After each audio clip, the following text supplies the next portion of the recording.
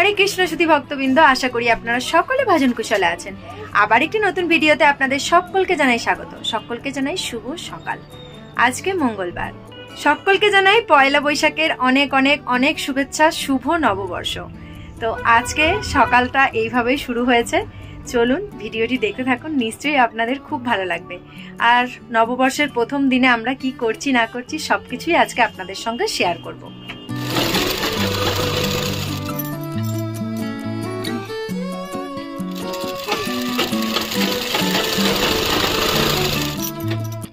সকালবেলা উঠেই আমার আজকে এটা প্রথম কাজ, ভগবানের জন্য বস্ত্র বানানো।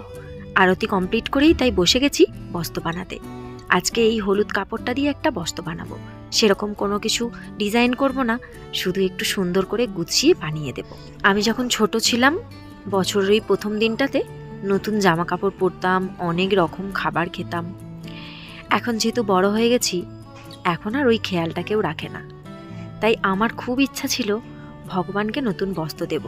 এর আগের বছরেও দিয়েছিলাম, কিন্তু সেটা আপনাদেরকে হয়তো ভিডিওতে দেখাতে পারিনি। এই যে বস্ত্র বানানো কমপ্লিট হয়ে যেতে গোপুসোনাদের পরিয়ে পুজো করাও হয়ে গেছে। দেখুন তো কেমন লাগছে দেখতে, বেশ সুন্দর লাগছে তাই না? এই হলুদ পোশাক কিন্তু পরতে আমার ভীষণ ভালো লাগে। প্রায় অনেক পোশাকই আমার হলুদ আর লাল, তাই গোপুসোনাদেরও আজকে একটু হলুদ পোশাক দিলাম।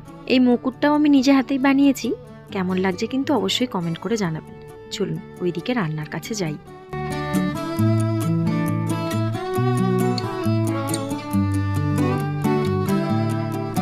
আজকে যেহেতু পয়লা বৈশাখ, তাই পায়েস বানাচ্ছি। ছোটবেলায় দেখেছি মাও পায়েস বানাতো, বেশ সুন্দর বানাতো। তবে আমি তো মায়ের মতো পারবো না, যেমন পারবো তেমনটাই করব। নারকেল কুড়ো দিয়ে পায়েস বানাতো। নারকেল কুড়ো তো নেই, মানে ফ্রেশ নারকেল, তবে কোকোনাট পাউডার আছে, ওটাই দেবো ভাবছি।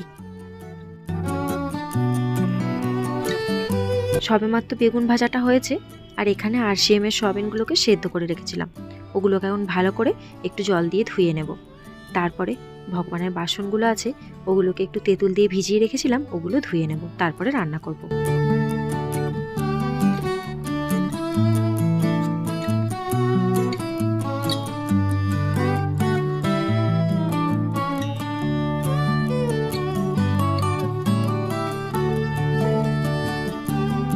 এমনিতে তো চেপে বাসনগুলো মাজি, বেশ চকচক করে।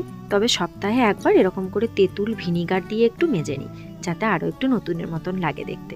তবে কি, কাঁসার বাসন তো একটু চকচকে রাখলে বেশ ভালোই লাগে দেখতে। অনুশ্রুতি ভাই যে খেজুর গুড়ের পাঠালিগুলো পাঠিয়েছিল, তারপর থেকে অনেকবার চেষ্টা করেছি এইভাবে পায়েস বানানো, কিন্তু সময় হয়ে ওঠেনি। তাই আজকে সেই সুযোগ ছাড়ি কেন বলুন? তাই পায়েসটা হয়ে যেতে গুড়টাকে দিয়ে একটু ভালো করে মিশিয়ে নিচ্ছি। তবে ভয় লাগে ফোটাতে, যদি কেটে যায়, তাই এরকম করে গরম অবস্থাতে দিয়ে দিচ্ছি। এরকম করে দিলেও কিন্তু বেশ স্বাদ হয়।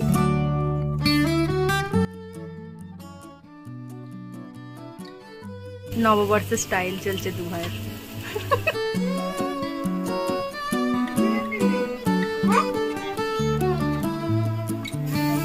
সবেমাত্র আলু ভাজা বেগুন ভাজাটা হয়েছে, আর এখানে সয়াবিনগুলোকে ভালো করে রেখে দিয়েছি ভেজে। এখানে মশলাটা কষানো হচ্ছে। মশলাটা কষানো হলে সয়াবিন কষাটা করে নেব, তারপরে করব চাটনি। ওইদিকে ডালটাও হয়ে গেছে। আজকে সেরকম কিছু বানাবো না, বানাচ্ছি একটু আলু ভাজা, বেগুন ভাজা, সয়াবিন কষা আর আমের চাটনি, ডাল আর অন্ন, বাস এতটুকুই। আজকের এই দিনটাতে না ভীষণ করে আপনজনগুলোকে মনে পড়ে। ছোটবেলায় যখন ছিলাম, তখন কত কি না রান্না করে খাওয়াতো। তবে সেই সব খাবার যদি আমি এখন নাও খাই, তবে সেই সব দিনগুলোর কথা, আনন্দের কথা কিন্তু প্রায়ই মনে পড়ে।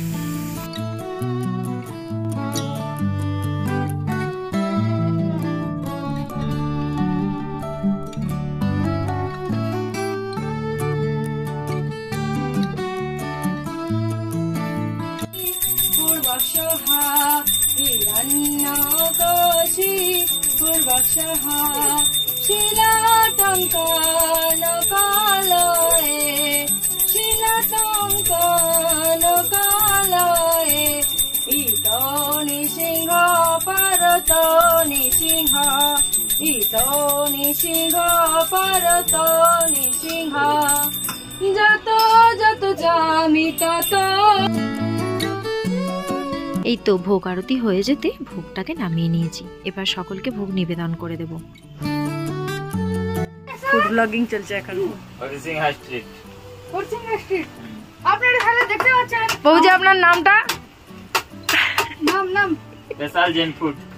আপনার নামটা বলুন। রাতের ভোগটা আজকে বেড়াবুই বানাচ্ছে, আর সঙ্গে এই যে মামা ভাগনার খুনসুটিও চলছে। সকলকে শুভরাত্রি। আশা করি নববর্ষের প্রথম দিনটা আপনাদের খুব ভালোভাবে কেটেছে, আর সকলে এইভাবেই সুন্দরভাবে আনন্দ করে সারা বছরটা কাটিয়ে দিন। যদিও গৌড়ীয় বৈষ্ণব সম্প্রদায়ের, মানে আমরা যে সম্প্রদায়ের অনুশীলন করছি, আমাদের কিন্তু নববর্ষ অনেক দিন আগেই হয়ে গেছে। তবুও বাঙালি তো এই দিনটা ঠিক ভুলতে পারি না। আজকের রাত্রের খাবারটা বেড়াববি বানিয়েছে। সকালের কিছু প্রসাদ ছিল, সেগুলো দিয়ে রাতের খাবারটা কমপ্লিট হয়ে গেছে। সকলে ভালো থাকবেন, সুস্থ থাকবেন, সাবধানে থাকবেন। আর ভিডিওটি কেমন লাগলো সেটি অবশ্যই কমেন্ট করে জানাবেন। যতটুকু পেরেছি আপনাদের মাঝে শেয়ার করেছি। হরে কৃষ্ণা, হরি বল।